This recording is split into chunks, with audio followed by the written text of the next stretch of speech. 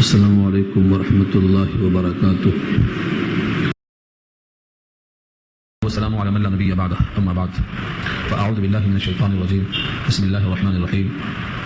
قل يا عبادي الذين اسرفوا على انفسهم لا تقنطوا من رحمة الله ان الله يغفر الذنوب جميعا انه هو الغفور الرحيم. وانيبوا الى ربكم واسلموا له من قبل ان ياتيكم العذاب ثم لا تنصرون واتبعوا احسن ما انزل اليكم من ربكم من قبل ان ياتيكم العذاب بغتة وانتم لا تشعرون ان تقول نفس يا حسرة على ما فرطت في جنب الله وان كنت لمن الساخرين الى اخر الايه. صدق الله العلي العظيم وصدق رسوله النبي الكريم ونحن على ذلك من الشاهدين والشاكرين. اللهم ألهمنا رشدنا وأعذنا من شرور أنفسنا. اللهم وفقنا لما تحب وترضى من القول والفعل والنية. رب اشرح لي صدري ويسر لي أمري واحلل عقدة من لساني يفقهوا قولي. آمين يا رب العالمين. محترم حضرات، معزز سامعین، ملے بھائیوں، بزرگوں اور دوستوں، 24واں پارہ سورہ زمر آیت نمبر 53 سے لے کر 67 تک آج کا عنوان ہے. اس آیت میں اللہ تعالیٰ نے گناہگار بندوں کو امید دلایا ہے اور گناہوں میں جتنا کثرت ہو، بہت زیادہ احساس ہو، اللہ نے فرمایا ہے کہ تمہارے گناہوں سے زیادہ میری رحمت وسیع ہے. یہ عنوان ہے اس رکوع کا. حضرت عبداللہ ابن عمر رضی اللہ تعالیٰ عنہ فرماتے ہیں کہ پورے قرآن کریم میں گناہگاروں کے لیے سب سے زیادہ امید افزا یہ آیت ہے. اس کے برخلاف حضرت عبداللہ ابن عباس رضی اللہ عنہ فرماتے ہیں کہ پورے قرآن کریم میں سب سے زیادہ امید افزا دوسری ایک آیت ہے، ان ربک لذو فضل علی الناس، ان ربک لذو فضل علی الناس، اور دوسرا لفظ ہے ان ربک لذو مغفرۃ للناس علی ظلمہم. اس آیت کو بہت زیادہ امید افزا قرار دیتے ہیں. خیر اپنی جگہ پر گفتگو آئے گی. اس آیت میں اللہ کی رحمت کا انداز دیکھیے. کچھ لوگ اسلام میں آنے سے پہلے نبی صلی اللہ علیہ وسلم سے آ کر پوچھتے تھے کہ اگر ہم اسلام میں آ بھی جائیں، ایمان قبول بھی کر لیں، نئے دین کو اپنا بھی لیں، تو ہم نے ماضی میں بڑی خطائیں کی ہیں. کچھ لوگوں نے زنا کیا، شراب پیا، جوا کھیلے، قتل کیا، دنیا کے ہر جرم کا ارتکاب کیا، کیونکہ وہ زمانہ تھا زمانے جاہلیت کا جہاں ہر غلطی جائز تھی. اب اگر وہ اسلام میں آ بھی جائیں تو کیا ان کے سابقہ گناہوں پر مواخذہ نہیں ہوگا؟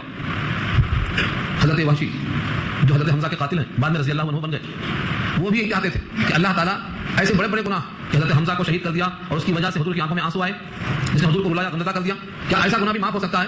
دنیا میں جتنے قسم کے گناہ ہو سکتے ہیں ان تمام کو سامنے رکھ کر ان آیتوں کو پڑھیے. قل، اے نبی آپ کہہ دیجیے صلی اللہ علیہ وسلم، یا عبادی الذین اسرفوا علی انفسہم، اے میرے بندو جنہوں نے ظلم کیا ہے اپنے جان پر. اسرفوا اسراف سے بنا ہے، مراد یہاں ذاتی کرنا، اپنے جسم کو جہنم کے لائق بنا لیا، یہ مراد ہے. اپنے جسم کو گناہوں میں اتنا ملوث اور آلودہ کر دیا کہ تمہارا جسم جہنم کے لائق بن گیا. اس طرح سے تم نے اپنی جان پر ظلم کیا. ایسے سارے بندوں سے کہہ دو لا تقنطوا من رحمت اللہ، اللہ کی رحمت سے مایوس مت ہو. لا تقنطوا، قنط یقنطوا کے معنی مایوس ہو جانا کہ ہم نے بہت گناہ کر لیا ہے، بہت ذاتی کر لیے، اب ہم کیا کریں، ہمارے پاس کون سا راستہ ہے؟ ایسے مایوس بندوں سے اللہ کا خطاب ہے لا تقنطوا من رحمت اللہ، آس مت توڑو اللہ کی مہربانی سے. دوسرے مقام پر فرمایا ہے اللہ سے مایوس وہی ہوتے ہیں جو کافر ہوتے ہیں. انہ لا یئس من روح اللہ الا القوم الکافرون. سورہ یوسف میں کہا ہے کافر ہی اللہ کی رحمت سے مایوس ہو سکتا ہے.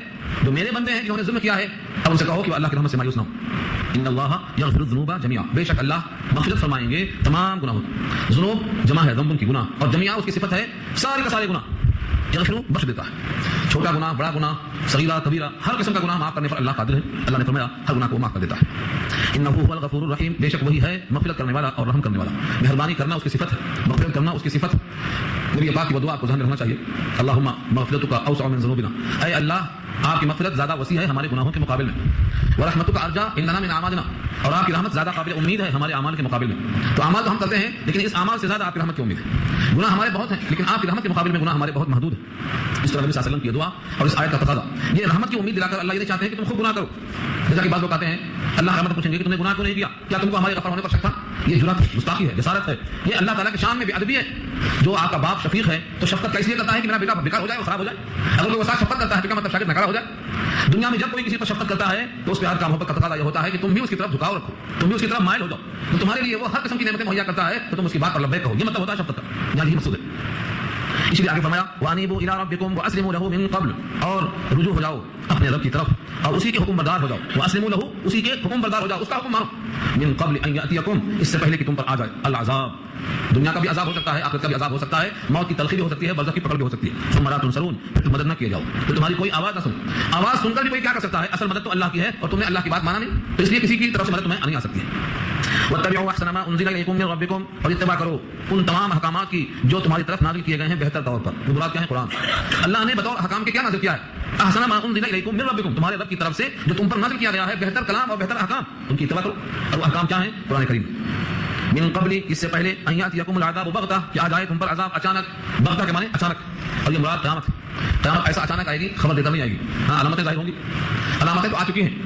चांद का 2 टुकड़े होना क़यामत है, क़यामत की अलामत है। नबी सल्लल्लाहु अलैहि वसल्लम ने 10 बताई अलामत है क़यामत, तो 10 आ चुकी है, सब आ चुकी है। फक़द जाअ अशरातुहा, सूरह मोहम्मद ने अल्लाह ने कहा फक़द जाअ अशरातुहा, क़यामत की अलामतें तो आ चुकी, असल क़यामत की आना बाकी है। तो अचानक कैसा आएगी? एक आदमी दूध निकालता होगा, अभी दूध निकाल नहीं चुका, क़यामत आ जाएगी। कपड़ा बेचने वाला कपड़ा फैलाकर थान काटने को कैंची उठाया, अभी काट नहीं सका, क़यामत आ जाएगी। एक शख्स अपने हौज़ को लिप रहा है, अभी हौज़ को तैयार नहीं कर सका, क़यामत आ जाएगी। निकाह हो रही है, इजाब हो गया, अभी कबूल करना बाकी है, क़यामत आ जाएगी।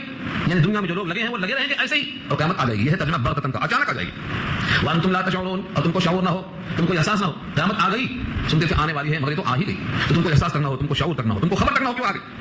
अब अचानक आ गई, तुम तैयार नहीं थे तो क्या कहेंगे? हम तैयार नहीं थे, अफसोस हम तैयार न थे। अन तक़ूल नफ्सुन, ये कि कहे कोई आदमी, कोई इंसान यूं कहे या हसरता, हाय हमारी हसरत। हसरत कब होती है? जब वक्त पर काम कर नहीं सके, तैयार नहीं हो सके, किसी काम का वक्त पूरा हो गया और काम मुकम्मल नहीं हुआ तो हसरत होती है। या हसरता, आए मेरी अफसोस, हाय हमारी हसरत, अला मा फरतु फी जंबिल्लाह, उस बात पर जो मैं कोताही करता रहा अल्लाह की जनाब में, फी जंबिल्लाह, अल्लाह की जनाब में जो मैं कोताही करता रहा, हाय अफसोस, मैं उसकी तलाफी कैसे करूं। व इन कुन्तु मिनस साखिरीन, और मैं तो था मसखरा करने वालों में से, मैं तो था मजाक उड़ाने वालों में से। हाँ, साखिरीन सुखरिया से बना है, मसखरा उर्दू बोलते हैं उसको, मसखरा मतलब मजाक करना। मैं तो क़यामत का, क़यामत के बाद हिसाब किताब का, जन्नत और जहन्नम का, हर चीज का सिर्फ मजाक ही उड़ाता रह गया और मैं को तैयारी नहीं कर सका। और तक़ूल, या कोई यूं कहे, कई अखबार है जितने लोगों की बातें करते हैं, अल्लाह ने कुछ को नकल कर दिया, कुछ यूं कहेंगे हम तैयार नहीं थे, हाय अफसोस अब क्या करें। और कोई यूं कहेगा, और तक़ूल, या कहने लगे लौ अन्न अल्लाह हदानी लकुन्तु मिनल मुत्तक़ीन, अगर अल्लाह ने हमको हिदायत दी होती तो हम भी मुत्तक़ियों में से होते। हम क्या करें? हमको अल्लाह ने हिदायत अगर दी होती तो हम भी मुत्तक़ियों में से होते। हिदायत ही उसने नहीं दी, हम क्या करें? इस आके लोग बोलते अल्लाह चाहेगा तो नमाज पढ़ेंगे, अल्लाह चाहेगा तो ज़कात देंगे, अल्लाह चाहेगा तो शराब छोड़ देंगे। अल्लाह ना चाहे और तुम कुछ कर लो, ये तुम्हारी मजाल नहीं, ये तो तय है। लेकिन अल्लाह के चाहने पर दुनिया का हर हुक्म मौकूफ होने के बावजूद अल्लाह ने इंसान को इख्तियार दिया है, खाना खाओ या रोजा रख लो। आप चाहें तो रोजा रख सकते हैं, जैसा कि बहुत लोग रखते हैं। जिस तरीके से रोजा बहुत लोग रखते हैं और कुछ लोग नहीं रखते हैं, इसमें किसका इख्तियार है? अल्लाह ने जो आपको इख्तियार दिया है उसका आपने गलत इस्तेमाल कर लिया। वरना अल्लाह ने हर इंसान को आखिर सलीम दिया, तकवा और फजूल दिल में डाला, किताबें भेजी, नबी को भेजा, अच्छा बुरा जानने की सलाहियत दी। छत से गिरेंगे तो मर जाएंगे, मालूम हो गया। सारी कायनात के सुलहा उलमा जब नमाजें पढ़ते हैं तो आपका पैर किसने पकड़ रखा है? आप भी पढ़िए। और ये कहना कि अल्लाह चाहेगा तो नमाज पढ़ेंगे, ये दरोग गोई है, झूठ है। अल्लाह ने किसी बंदे को मजबूर नहीं किया, हर बंदे को इख्तियार दिया। हाँ, इख्तियार में लिमिट रखा कि तुम जो चाहे वो नहीं कर सकते हो, हाँ कुछ ना कुछ अपनी मशीयत से कर सकते हो। एक आदमी चाहे एक पर उठा सकता है, दोनों उठाना चाहे नहीं उठा सकता, इतना इख्तियार दिया अल्लाह। तो जब रोजा रखना लोग रखते हैं तो मालूम हुआ लोगों को इख्तियार है, तुम भी अगर चाहो तुम भी रख सकते हो। लोग नमाज पढ़ते हैं, तुम भी चाहो तुम भी पढ़ सकते हो। लोग कुरान पढ़ते हैं, तुम भी चाहो तुम भी पढ़ सकते हो। तो अल्लाह ताला ने किसी बंदे को मजबूर नहीं किया, हर बंदे को इख्तियार दिया और उसी इख्तियार पर सवाल हुआ। लिहाजा ये कहना कि अल्लाह चाहता तो मैं हिदायत पर होता, अल्लाह ने चाहा मैं हिदायत पर नहीं हूं, ये अल्लाह ने पसंद नहीं फरमाया और कहा ये उज़्र लंग है, ये अल्लाह पर गलत इल्जाम है। अल्लाह ने हर बंदे को सही समझने की सलाहियत दी है। अब तक़ूल लौ अन्न अल्लाह हदानी लकुन्तु मिनल मुत्तक़ीन, या यूं कहने लगे अगर अल्लाह ने मुझको राह दिखाया होता तो मैं भी होता मुत्तक़ियों में से। अब तक़ूल, या यूं कहने लगे तीसरा कौल, हिन तरल अज़ाब, जिस वक्त के अज़ाब को देखे क्या कहने लगे? लौ अन्न ली कररतन फअकून मिनल मुहसिनीन, अगर होती मुझको दोबारा वापसी। कररत के माने दोबारा कोई काम करने का मौका मिलना। हम उर्दू में मुशायरे में सुनते क्या कहते हैं? मुकर्रर इरशाद बोलते, यानी वही शेर फिर से करो। तो मुकर्रर से कररत बनाइए। कररत के माने मर्तबा, एक बार दुनिया में जाके आ गए, एक मर्तबा और जाने का मौका मिल जाता है, यह है कररतन। लौ अन्न ली कररतन, किसी तरह मुझको फिर जाना मिले, फअकून मिनल मुहसिनीन, तो मैं हो जाऊं ihसान करने वालों में से, यानी नेकियां करने वालों में से। अब तो नेकियां नहीं कर सका, तीसरा कौल नकल किया अल्लाह ने। इन तमाम का हासिल यह है कि दुनिया में जब क़यामत आएगी और मुजरिम पकड़े जाएंगे तो हर एक ऐसा कुछ ना कुछ कहेगा। कोई कहेगा मैं गाफिल था, कोई कहेगा अगर अल्लाह चाहता तो मैं अच्छा होता, कोई कहेगा फिर से मौका मिला तो मैं करके आता हूं। ये सब ख्वाहिशें हैं। अल्लाह फरमाते हैं बला क़द जाअतका आयाती फ़कज़्ज़ब्त बिहा, हां क्यों नहीं, ताकि कि पहुंच चुकी है तेरे पास मेरी आयतें, तुमने उसकी तकज़ीब किया, तुमने उसको झुठला दिया, तुमने उसको रद्द कर दिया। वस्तकबरता, और तुमने गुरूर किया, उन आयतों के मुकाबले में अपनी शान बढ़ाया। अल्लाह के हुक्म को कमतर और अपनी तबीयत को, अपने मिजाज को, अपनी ख्वाहिश को उससे बढ़कर समझकर तुमने उन तमाम अहकामात की तकज़ीब कर दिया और छोड़ दिया। व कुन्त मिनल काफिरीन, और होकर रहा तू मुनकिरों में से, इनकार करने वालों में से होकर तू रहा। अब काफिर क़यामत में किस हाल में होगा? आयतों को झुठलाने वाला, आयतों के मुकाबिल बड़ा बनने वाला क़यामत में कैसा होगा? यौमल क़ियामा, और क़यामत के दिन तरा आप देखेंगे अल्लज़ीना कज़बू अलल्लाह, जिन्होंने अल्लाह पर झूठ कहा, जिन्होंने अल्लाह पर तहमतें लगाई, जिन्होंने अल्लाह ताला के ऊपर इल्जाम लगाए, उन तमाम को आप देखेंगे वजूहुहुम मुस्वद्दा, तो उनके चेहरे सियाह होंगे। वजूहुहुम, वजहुन की जमा है, मुस्वद्दा सौदा और सियाह उर्दू में इस्तेमाल है। मुस्वद्दा के माने सियाह शुदा, काले होंगे, उनके चेहरे बिल्कुल सियाह होंगे। स्याही कितनी होगी? उनके चेहरे सियाह होंगे, स्याही के दर्जे होते कितना डार्क होगा। अल्लाह ताला ने उस स्याही की शिद्दत को बयान किया दूसरे मकाम पे, फरमाया कान्नमा उशियत वजूहुहुम किताम मिनल लैल मुज़लिमा, गोया के इतने चेहरे सियाह होंगे कि रात की तारीकी को कपड़ा समझकर तेजों से कतर के उसके चेहरे पर चिपका दिया गया हो, इतना काला चेहरा होगा। कान्नमा उशियत वजूहुहुम किताम मिनल लैल मुज़लिमा, रात तारीक है उसको काट काट के चेहरे पर चिपका दिया जाए तो कितना चेहरा होगा काला, इतना चेहरा काला होगा।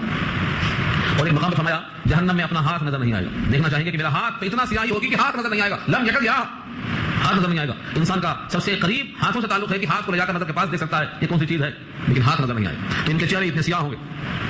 अलैसा फी जहन्नमा मस्वल लिल मुतकब्बिरीन, क्या नहीं है जहन्नम ठिकाना मुतकब्बिर के लिए? मुतकब्बिर तकब्बुर करने वाला, तकब्बुर के माने अपने आप को बड़ा समझना, जितना बड़ा नहीं है उतना बड़ा समझना, ये तकब्बुर है। आदमी बहुत बड़ा है लेकिन इतना बड़ा नहीं हो सकता कि अपने अल्लाह के हुक्म से बड़ा हो जाए, अपने रसूल के हुक्म से बड़ा हो जाए। इतना बड़ा नहीं हो सकता है कि जिसने पैदा किया है अपने मालिक से बड़ा हो जाए। तो जब इंसान अपने मालिक से बड़ा बनता है, अपने खुदा के हुक्म से बड़ा बनता है, अपने रसूल के तरीके से बड़ा बनता है, तो उस पर इल्जाम होता है कि मुतकब्बिर। ایک مثال دیتا ہوں میں آپ کو. لوگ کہتے ہیں تخنے سے نیچے ہمارا پینٹ یا پاجامہ یا لنگی یا جبہ یا شایا, یہ تکبر کی وجہ سے نہیں ہے. پھر سوال یہ کس وجہ سے؟ جب اللہ کے نبی کا حکم سامنے آ گیا کہ تخنے سے نیچے جو بھی کپڑا ہے جہنم میں ہے, اب آپ کہتے ہیں میرا کپڑا نیچے تو ضرور ہے لیکن تکبر کی وجہ سے نہیں ہے, تو پھر کس وجہ سے؟ رسول اللہ کا حکم آنے کے بعد ڈر کر کپڑے کو اوپر کر لینا یہ ایمان ہے, یہ اطاعت ہے. اور یہ کہنا کہ میرا کپڑا تکبر کی وجہ سے نہیں ہے بلکہ فیشن کی وجہ سے ہے, یہ تعبیر ہے اور جہالت. تو یہ مثال ہے. تکبر کا مطلب کیا ہوتا ہے؟ جتنے بڑے آپ نہیں ہیں اس سے زیادہ خود کو بڑا سمجھنا, یہ تکبر ہے. کوئی دنیا کا بندہ خالص خدا نہیں ہو سکتا کیونکہ وہ خالق بھی ہے مالک بھی ہے, اور ہم مخلوق ہیں, محتاج محض ہیں. وہ قادر مطلق ہے, ہم فقیر محتاج. اس واسطے اللہ کے حکم کے مقابل کوئی بندہ بڑا نہیں ہو سکتا. اگر وہ بڑا بنتا ہے تو وہ متکبر کہلاتا ہے. اور جہنم کے لیے, جہنم کی علامتوں کے لیے بہت ساری آیتیں سن چکے ہیں آپ. اس کے برخلاف جو اللہ کے حکم سے ڈرنے والے ہیں, ڈر کی وجہ سے ان کو اللہ کا حکم بہت محبوب ہے. کیا فرمایا؟ وَيُنَجِّي اللَّهُ الَّذِينَ اتَّقَوْا بِمَفَازَتِهِمْ, اور اللہ تعالیٰ بچائے گا ان کو جو متقی ہوئے ان کی کامیابی کے ساتھ. مفاز فوز سے بنا, جائے کامیابی کو مفاز کہتے ہیں, ان کے بچاؤ کی جگہ, ان کی کامیابی کی جگہ. متقیوں کو اللہ بچائے گا. لا یمسہ السوء, ان کو برائی چھوئے گی بھی نہیں. کسی بھی متقی کا نہ چہرہ خراب ہوگا, نہ جسم خراب ہوگا, نہ اس کو تکلیف چھوئے گی. ولا هم يحزنون, اور نہ وہ غمگین ہوں گے, غم ہی نہیں ہوگا ان کو. اور سچی بات بتاؤں آپ کو, مومن دنیا میں بھی غمگین نہیں ہوتا, مومن دنیا میں بھی غمگین نہیں ہوتا, بلکہ مومن تو کہتا ہے اللہ کا ہر فیصلہ ہمارے لیے بہتر ہے. اللہ جو کرتے ہیں وہ اچھا کرتے ہیں, یہ اچھائی میں خوش رہتا ہے. بڑے ہمارے کثرت سے اس کو استعمال کرتے ہیں جملے کو, اللہ جو کرتے ہیں وہ اچھا ہی کرتے ہیں. اس پر بہت سے واقعات بھی ہیں مگر میں واقعہ سناتا نہیں. اللہ جو کرتے ہیں وہ اچھا ہی کرتے ہیں. اتنی تکلیف میں, اتنی کوفت میں انسان ہوتا ہے, لیکن اگر ایمان پختہ ہے تو یہی کہتا ہے اللہ جو بھی کرتے ہیں اچھا ہی کرتے ہیں. کیوں کہتا ہے ایسا؟ کیونکہ اگر تکلیف میں ہے تو صبر کرتا ہے, اور صابر اللہ کے ساتھ ہوتا ہے. بلکہ یوں کہا جائے صابر کے ساتھ اللہ ہوتا ہے. کیوں کہا اللہ ان اللہ مع الصابرین, صابر اللہ کے ساتھ ہوتا ہے, نہیں صابر کے ساتھ اللہ ہوتا ہے. یہ فرمایا اللہ نے. موسم مقام ہے اللہ میرے ساتھ ہے, یہ مومن سوچتا ہے. اور اگر خوشی کی بات ہے, سرور کی بات ہے, تو شکر ادا کرتا ہے, مزید نعمتوں کا حق بنتا ہے. تو یہ مومن کا حال ہوتا ہے. مومن کبھی اللہ کے فیصلے پر ناراض نہیں ہوتا. ہم نے واقعہ سنایا تھا آپ کو, پھر سن لیجیے. نبی صلی اللہ علیہ وسلم نے صحابہ کی محفل میں داخل ہو کر پوچھا کیا تم مومن ہو؟ صحابہ سے پوچھ. تمام صحابہ خاموش ہو گئے. حضرت عمر ہمت کر کے بولتے ہیں نعم یا رسول اللہ, ہم مومن ہیں. فرمایا وما علامت ایمانکم, تمہاری ایمان کی علامت کیا؟ فرمایا نشکر ولا الرخاء ونصبر ولا البلاء ونرضى بالقضاء, ہم خوشحالی پر شکر کرتے ہیں, مصیبتوں پر صبر کرتے ہیں, اللہ کے ہر فیصلے پر راضی ہوتے ہیں. نرضى بالقضاء, نرضى بالقضاء کا مطلب اللہ کے فیصلے پر راضی. حضرت نے کیا کہا؟ مؤمنون انتم ورب الکعبہ, رب کعبہ کی قسم کہ تم مومن ہو. یہ تین صفتیں ہونا چاہیے مومن. اسی کو علامہ سعدی نے کہا ہے نہ شادی داد سامان ہے, نہ غم آؤ نقصان ہے, بپیش ہمت ماں ہر آمد بود مہمان ہے. نہ خوشی سے ہم اتراتے ہیں, نہ غم میں ہم پھسل جاتے ہیں. جو بھی آتا ہے ہمارا سامنے مہمان ہوتا ہے, استقبال کرتے ہیں. کیوں؟ اللہ کا فیصلہ. یہ ہے متقی. یہ غم نہیں ہوتا, تو دنیا میں بھی ان کو غم نہیں ہوتا, آخرت میں بھی غم نہیں ہوتا. اگر تکلیف میں بھی ہے تو کہتے ہیں میرے گناہ جھڑتے ہوں گے, مجھے اللہ کی قربت ملتی ہوگی, مجھے اللہ تعالیٰ نے یہ کیوں دیا؟ اس لیے کہ رفع درجات حاصل ہوتا ہے. تو دنیا میں بھی تکلیف نہیں ہوتا, اس کا چہرہ ہمیشہ خوش ہوتا. یہ تکلیف یہاں بھی نہیں اور وہاں بھی نہیں, یہ اللہ فرماتے ولا هم يحزنون. اور اس آیت کے ساتھ اگر جوڑیں سورہ حامیم سجدہ کی آیت, جو مرنے والا قریب المرگ ہوتا ہے تو فرشتے آ کے بولتے ہیں ہم تمہارے ساتھ دنیا میں بھی ہیں اور برزخ میں بھی ہیں اور جنت میں بھی ہیں. ان کو بشارت. تو فرشتے دنیا میں ساتھ رہتے ہیں اور تسلی کا سامان بنتے ہیں. کبھی بھی بندے مومن کی دل کی تسلی وہی فرشتوں کی صحبت سے ہوتی ہے. تو ان کو غم نہیں ہوگا, وہاں بھی غم نہیں ہوگا, یہاں بھی غم نہیں ہوگا. اگر یہاں غم ہے اور غم کا اظہار کرتے پھرتا ہے تو ابھی سمجھ لو اللہ کا بھروسہ کم ہوا ہے, پورا نہیں ہوا ہے. کمی ہے ابھی کامل یقین نہیں آیا کہ میرا ایک محسن ہے, میرا ایک وکیل ہے, میرا ایک کارساز ہے, میرا ایک رحیم ہے, میرا ایک کریم ہے, اور وہ سخی بھی ہے اور مجھ پر نگاہ بھی ہے, اور میں اس کو اپنا مان چکا ہوں, وہ مجھے اپنا مان چکا ہے. پھر کمی کس بات کی ہے؟ تو یہ بات معلوم ہونا چاہیے کہ مومن کبھی غمزدہ نہیں ہوگا. اللہ خالق کل شیء وهو على كل شيء وکیل. اللہ خالق ہے ہر چیز کا, جتنی چیز دنیا میں ہے سب کا خالق وہی ہے. خالق غم بھی وہی ہے, خالق سرور بھی وہی ہے. دنیا کی جتنی مخلوقات کو ہم سمجھتے ہیں کہ کیوں پیدا کیا, یہ مچھر مکھی مکڑی, کسی کی ضرورت تھی؟ اللہ نے اس کی حکمتوں کو بیان کیا ہے کہ وہ تمام کا خالق ہے, کوئی شے اس کی خلقت سے باہر نہیں. وهو على كل شيء وکیل, وہ ہر چیز کو خوب جانتا ہے, ہر چیز کا ذمہ لیتا ہے, ہر چیز کا نگہبان ہے. لہو مقالید السماوات والارض, اسی کے پاس چابیاں آسمانوں کی اور زمین کی. مقالید مقلد کی جمع ہے, قلید کہتے ہیں اردو میں. قلید کسی چیز کی چابی کسی کے قبضے میں ہو تو اسے قلید کہتے ہیں. زمین اور آسمان, 7 زمین اور 7 آسمان, اور ان کی چابیاں اللہ کے قبضے میں ہیں. اب اس کے درمیان میں ہماری ایک حیثیت کیا رہ جاتی ہے کہ ہم اس اللہ کا حکم ٹھکرائیں. 7 زمین اور 7 آسمان کا مالک, اس کے پاس چابیاں ہیں, اور ہم اس کی ایک ادناسی مخلوق ہیں. وہ قادر ہے, ہم محتاج ہیں. وہ سخی ہے, ہم فقیر ہیں, اور ہم اس کا حکم ٹھکرا دیں. یہ مناسب نہیں ہے, یہ یہاں کہا جا رہا ہے. اسی بات آگے کہا والذین کفروا بآیات اللہ اولئک هم الخاسرون. وہ لوگ جنہوں نے کفر کیا, جو منکر ہوئے اللہ کی آیتوں کے, وہ خسارے میں, ٹوٹے میں. کیوں خسارے میں ہیں؟ کیونکہ زمین و آسمان کی چابیاں اس کے پاس ہیں, ہر خوبی اس کے پاس ہے, ہر بھلائی اس کے پاس ہے, اور یہ اس کا انکار کرتے ہیں. تو ایسے بڑے طاقتور سے انکار کر کے کیا حاصل کریں گے؟ خسارہ, گھاٹا.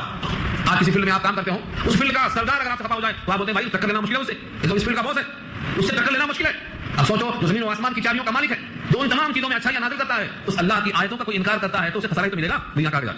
اسی لیے اب نبی صلی اللہ علیہ وسلم سے کہلوایا گیا جنگ کی طور پر, کہیے قل افغیر اللہ تامرونی اعبد ایھا الجاہلون. اے جاہلو, اے نادانو, کیا تم مجھے حکم کرتے ہو کہ میں اللہ کے غیر کی بندگی کروں؟ قل, آپ کہہ دیجیے, ان سے پوچھیے, قل, آپ اعلان کر دیجیے, افغیر اللہ, کیا اللہ کا غیر, تامرونی, تم مجھے حکم دیتے ہو اعبد کی میں بندگی کروں. ایھا الجاہلون, اے نادانو, اے اپنے موقف سے ناواقف ہو, اے اللہ کی ذات سے بے خبر ہو, اللہ کی صفات سے نابلد, تم کو معلوم ہی ہے تم کیا کہتے ہو. اللہ کی حکومت ہے, اللہ کی کائنات میں اسی کا حکم چلتا ہے, تو مجھے اللہ کے غیر کی بندگی کرنے کا حکم کیسے دے رہے؟ یہ نبی سے کہلوایا اللہ نے. اب ان آیتوں کو اگر ہم سمجھ کر پڑھتے تو بہت پہلے باتیں ہو جاتی کہ ہم کو بندگی صرف اللہ کی کرنا ہے. بندگی نام کس چیز کا ہے؟ صرف سجدے کا نہیں. دعا مانگنا بندگی ہے تو اللہ سے ہی مانگیں گے, اللہ سے غیر سے مانگیں گے تو کیا ہوگا؟ یہ آیت کہے گی تم کس کو چھوڑ رہے ہو, کس سے مانگ رہے ہو. یہی حضرت سمجھ کر پڑھنے کا فائدہ بتا رہا ہوں آپ کو. یوں تو نیکیاں ملیں گی, 1 ارب پر 10 نیکی ہے, 700 نیکی تک ملے گی, لیکن رہنمائی نہیں ملے گی, دل کی گرہیں نہیں کھلیں گی جب تک کہ آپ سمجھیں گے نہیں کہ اللہ کا پیغام کیا ہے. اللہ نے کیا کہا, آپ کہہ دیجئے کیا اللہ کے سوا کسی اور کی پرستش کروں اے نادانو, یعنی اللہ کے غیر کی پرستش کرنا نادانی ہے, جہالت ہے, ناواقفیت ہے, یہ کہا گیا اس آیت میں. یہ تو انداز ہوا سمجھانے کا. اس کے بعد کی آیت میں وارننگ بھی. اگر تم نے اللہ کے غیر کی پرستش کی, اللہ کے غیر کے سامنے تذلل کیا, عاجزی کیا, اللہ کے غیر کو تم نے حاجت روا سمجھا, مشکل کشا سمجھا, تو سنو یہ بھی اعلان کر دو, وَلَقَدْ أُوحِيَ إِلَيَّ وَإِلَى الَّذِينَ مِن قَبْلِكَ, اور تحقیق کی حکم آ چکا, وحی کی گئی, حکم آ چکا, اس پر وحی آئی. اوحیا کے معنی وحی بھیجی گئی, مطلب حکم آیا. الیک آپ کی طرف, وَإِلَى الَّذِينَ مِن قَبْلِكَ, اور ان لوگوں کی طرف جو آپ سے پہلے گزرے ہیں, یعنی نبی صلی اللہ علیہ وسلم کی طرف اور سارے انبیاء کی طرف. آدم سے لے کر نبی صلی اللہ علیہ وسلم تک جتنے رسول ہیں ان تمام تک وہی آئی ہے, اللہ کا حکم آیا ہے. وہ کیا ہے یہ حکم؟ اگر یاد ہو گیا تو آج کا درس دل میں بیٹھ جائے گا, یہ سمجھ لو. ایک کی طرف نہیں, الیک آپ کی طرف اور آپ سے پہلے جتنے نبی گزرے ہیں ان تمام کی طرف کیا پیغام تھا. لئن اشرکت, اگر آپ نے شرک کیا, ليحبطن عملك, تو تمہارے بھی اعمال حبط ہو جائیں گے, اکارت ہو جائیں گے, ولتكونن من الخاسرین, اور ہو جائیں گے خسارے والوں میں سے. ہر نبی کو یہ پیغام آیا ہے. اب سوچو اگر اللہ کے غیر کی پرستش نبی بھی کر لیں تو ان کے بھی عمل حبط ہو جائیں, یہ وارننگ ہے. مجھے بتاؤ اس زمین پر نبیوں سے بڑا کون ہو سکتا ہے؟ ان کو اجازت نہیں ہے کہ وہ اپنے اللہ کے علاوہ کسی اور کی پرستش میں لگ جائیں. کوئی نبی ایسا کرتا نہیں, تو نبی تو معصوم ہوتے ہیں, لیکن بطور سپوز بفرض محال اگر کسی نبی نے بھی حرکت کر دی کہ اللہ کے غیر کی پرستش میں لگ گیا تو آپ کے بھی عمل حبط ہو جائیں گے, سارے عمل رائگاں ہو جائیں گے. شرک ہے ایسی چیز, شرک ایسی چیز ہے کہ اس سے عمل رائگاں ہو جاتی ہے. تو یہ جملہ بار بار پڑھنے کا ہے, سوچنے کا ہے. لئن اشرکت ليحبطن عملك, اگر تو نے بھی شریک مان لیا تو اکرت جائیں گے تیرے سارے عمل, ولتكونن من الخاسرین, اور تو ہوگا ٹوٹے ہوئے میں سے. یہ پیغام ہمیں بتاتا ہے کہ ہم اللہ کے غیر کی پرستش کریں گے تو ہمارے عمل حبط ہو جائیں گے اور ہم کو خسارہ ملے گا. پھر کیا کریں؟ بل اللہ فاعبد, بلکہ اللہ آبجیکٹ ہے, مفعول ہے فاعبد کا, لیکن اللہ کو پہلے لائے اور فاعبد کو بعد میں کریں. جب آبجیکٹ پہلے آتا ہے اور بعد میں آتا ہے تو اس میں ہی کا معنی پیدا ہوتا ہے. بل اللہ فاعبد, بلکہ اللہ ہی کی پرستش کرو. یہ ہی کہاں سے آیا؟ فاعبد کو مؤخر کرنے اور اللہ کو مقدم کرنے سے آیا. بل اللہ فاعبد, بلکہ اللہ ہی کی پرستش کرو. وکن من الشاکرین, اور ہو جاؤ شکر کرنے والوں میں سے, ہو جاؤ حق ادا کرنے والوں میں سے. شاکرین, جب بندہ اللہ کی پرستش کرتا ہے تو شکر کرنے والوں میں سے ہو جاتا ہے, اور جب اللہ کے غیر کی پرستش کرتا ہے تو شکر سے نکل جاتا ہے. وما قدر اللہ حق قدرہ, بہت اہم جملہ ہے یہ. اللہ فرماتے ہیں تسلی ہے نبی صلی اللہ علیہ وسلم کو, کیونکہ نبیوں کی شکایت یہ رہی کہ قوم نے ہماری بات کو نہیں مانا, ہماری قدر نہیں کیا, رسالت کی ناقدری کی, کتاب کی ناقدری کی. اللہ فرماتے ہیں لوگوں نے اللہ کی ناقدری کی, اللہ کی جیسا حق ہے لوگوں نے قدر نہیں کی. وما قدر اللہ حق قدرہ, اور نہیں قدر کیا لوگوں نے جیسا کہ اس کی قدر کا حق ہے. ہاں, اللہ کا حق جیسا ہے لوگوں نے قدر نہیں کیا. تو پھر جب رسولوں کی قدر نہیں ہوئی یا کتابوں کی قدر نہیں ہوئی تو اتنا طیش میں آنے کی ضرورت نہیں ہے, بلکہ صبر کرنے کی ضرورت ہے. اللہ کی قدرت کیسی ہے؟ والارض جميعا قبضته يوم القيامه, اور زمین ساری کی ساری مٹھی میں ہے اس کے, قبضته, قبضے میں ہے اس کے. اللہ کی مٹھی ایک ایسی آیت ہے جس کو ہم کہتے ہیں متشابہات میں سے. مٹھی ماننے کا مطلب ہاتھ بھی ہوگا, ہاتھ ماننے کا مطلب جسم بھی ہوگا, جسم کا مطلب کسی مقام پہ ہوگا, مقام کا مطلب محدود ہوگا. یہ سب اللہ کے واسطے سن نہیں کرتا. اللہ تعالیٰ محدود نہیں ہے, لہٰذا مٹھی بول کر قدرت مراد لی, اس کا ذات اور چہرہ بول کر اللہ کی ذات مراد لی جاتی ہے. ایسے یہاں پر بھی قبضہ سے مراد مٹھی نہیں بلکہ قدرت مراد ہے. زمین ساری کی ساری قبضے میں ہے اس کے. یوم القیامہ, قیامت کے دن, والسماوات مطویات بیمینہ, اور سارے آسمان لپٹے ہوئے ہوں گے اس کے داہنے ہاتھ میں. مطویات, لپٹے ہوئے, بیمینہ, اس کے ہاتھ میں, داہنے ہاتھ میں. قرآن کریم میں جو لفظ داہنا آتا ہے یمن, برکت کے لیے. اللہ کے دو ہاتھ یہ تشبیہ ہے سمجھانے کے لیے. یمن کے معنی برکت اور قدرت. جہاں جہاں قرآن کریم میں داہنا آیا ہے اس سے مراد طاقت ہے اور قوت. سورہ میں کہا ہے نا کہ ہم داہنے ہاتھ سے پکڑیں گے اور چہرہ کاٹ دیں گے. اگر کسی نے جھوٹی بات ملایا, ہماری بات میں کسی نے جھوٹی بات ملایا تو ہم اس کی چہرہ کاٹ دیں گے. ولو تقول علينا بعض الاقاويل لاخذنا منه باليمين ثم لقطعنا منه الوتين. اگر ہماری بات میں کسی نے ملاوٹ کی تو ہم برداشت نہیں کریں گے. اس واسطے قرآن میں اپنی رائے دینا جائز نہیں ہے. جو صحابہ نے نبی سے سنا اسی کو نقل کرنا ہے. اپنی بات کہنے والے کے لیے وعید شدید آئی ہے, جہنم میں ٹھکانہ بنا لو. اس لیے بڑی احتیاط سے کام لیا گیا اور اللہ کا حکم ہے کہ جہاں جہاں لفظ یمین آئے اسے مراد قدرت ہے. تو آسمان, ساتوں آسمان اللہ کے ہاتھوں میں لپٹا ہے. سوچو اللہ کی طاقت کیسی ہے. اب آسمان کیسے لپٹے گا یہ اللہ کی شان ہے, بندے کو نہیں معلوم, بتایا نہیں گیا. بس بتانا یہ ہے کہ ساتوں زمین اللہ کی مٹھی میں ہے اور ساتوں آسمان اللہ کی قدرت میں. جو اتنا طاقتور ہو اس کا حکم ٹھکرانے والا اللہ کی قدر کیسے کر رہا ہے؟ ناقدری ہی تو ہے یہ. اس لیے فرمایا سبحانہ و تعالی عما یشرکون, پاک ہے اس کی ذات. سبحانہ, پاک ہے اس کی ذات, و تعالی, اور بہت بلند ہے وہ, عما یشرکون, ان تمام چیزوں سے جس کو شریک کرتے ہیں. جن کو شریک کرتے ہیں اللہ کے ساتھ ان سے کوئی جوڑ نہیں. یہ پیشانی کو اللہ کے سامنے جھکا دیا اور یہ پیشانی کہیں اور جھکا دیا, تو جہاں اور جھکایا ہے وہ مخلوق ہے, وہ معذور ہے, وہ محتاج ہے, وہ بے جان ہے, وہ کسی کام کا نہیں ہے. لیکن یہ پیشانی یہاں بھی جھکائی وہاں بھی جھکائی تو اللہ کی ذات سے پاک. اللہ فرماتے ہیں جو کام میرے لیے کیا گیا صرف میرے لیے وہ مجھے منظور, اور جس عمل میں کسی کو شریک کیا گیا میرے ساتھ میں اس عمل سے بیزار ہوں, اسی سے اس کا بدلہ مانگو, مجھے نہیں چاہیے. ان آیتوں کا تقاضا کیا نکلا کہ گناہ کتنا بھی ہو جائے اللہ معاف کریں گے, لیکن اگر گناہوں میں سے ایک گناہ یہ ہو جائے کہ ہم اللہ کے غیر کی بندگی میں لگ جائیں تو یہ ہمارے سارے عمل کو باطل کر دے گا. ہم کتنا بھی گناہ گار ہوں اللہ سے دعا کریں, اللہ تعالیٰ سے ایمان کی توفیق مانگیں, ہمارے گناہ سب ختم ہو جائیں گے. لیکن اگر شرک ہم نے ارتکاب کیا تو ہمارے سارے عمل رائگاں اور بیکار ہو جائیں گے. اللہ سے بڑا کوئی نہیں, لہٰذا اللہ کے حکم کے مطابق کسی کا حکم قبول نہیں کرنا چاہیے. یہ پیغام ہمیں ملتا ہے. دعا کر لیجیے. الحمدللہ رب العالمین والصلاۃ والسلام علی